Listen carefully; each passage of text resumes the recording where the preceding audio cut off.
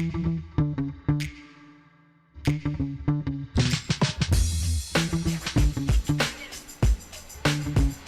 back once again to Relationships at Work, your guide to building workplace connections and avoiding leadership blind spots. I'm your host, Russell Lolliker, a communications and leadership expert with a couple of decades of experience in both those areas and a whole heap of curiosity on how we can make the workplace a better place. If you're a leader trying to understand and improve your impact on work culture and the employee experience, you have found yourself in the right place. This is a mini episode. It's Thursday. That's what we do. Every Thursday is a quick, valuable bit of information, usually around 10 minutes or less. It is something that's a little extra to get you thinking a little differently for the week ahead. They're all inspired by our Raw Note newsletter, which I highly encourage you to check out. Just go to relationshipsatworkshow.com. The topic in which we are going to dig in today, leading with truth, embracing I don't know. Early on in my leadership journey, I received some of the worst advice I'd ever gotten to that point. Here's what it is. If you don't know an answer, lie. Say that you do, and then go and find out. I had just started in a new role at a new organization, and my new boss, a senior leader who I reported to, was trying to mentor me in this moment, or at least share what she thought was sage advice based on how she successfully got into her position. So let me share this advice once again.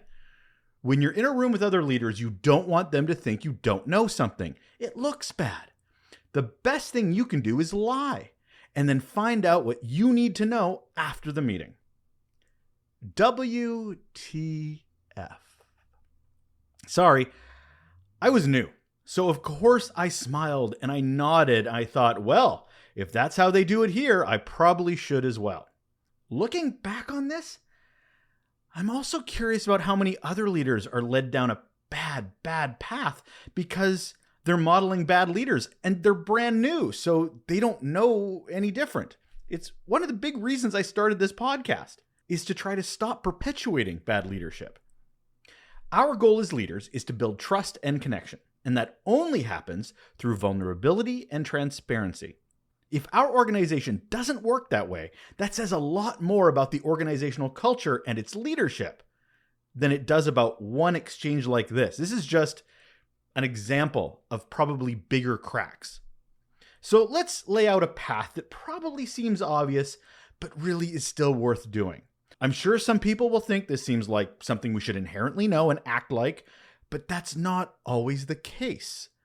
Even if we do know this, our colleagues might not. They might be reporting to a leader that doesn't act with integrity and vulnerability and transparency. So we have to set an example. Now, what I've learned is when in a situation that we don't have an answer to, first, we have to acknowledge we do not have the answer at the moment. But we have to reassure those that are asking the questions and looking for knowledge that we're going to find the answer. And within a specific time frame. That's key as well. It shows honesty, it shows respect, it shows prioritization. Now, this sounds very similar to the bad advice I got, but the thing is, I'm acknowledging instead of lying in the moment. So here's a great way of saying it. Great question. Let me look into it and get back to you by... insert a specific time frame. End of day, end of week, usually are probably the most go-tos. Second, once we've acknowledged the question, then do what we said we would. Dig into our resources and network to find the answer. This is where we have to take action. This can involve doing research online, consulting internal reports, reaching out to a colleague or experts within the organization, or even asking our professional network outside of the organization.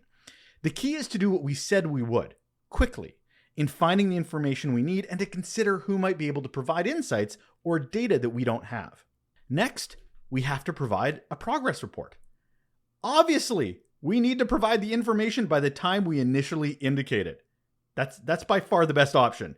But, and this is a possibility too, if the answer requires more time, if we still don't have the answer due to waiting for others to get back to us, or we haven't been able to go down the right path that we wanted to, or we've been exceptionally busy, it's important that we keep the person informed about our progress.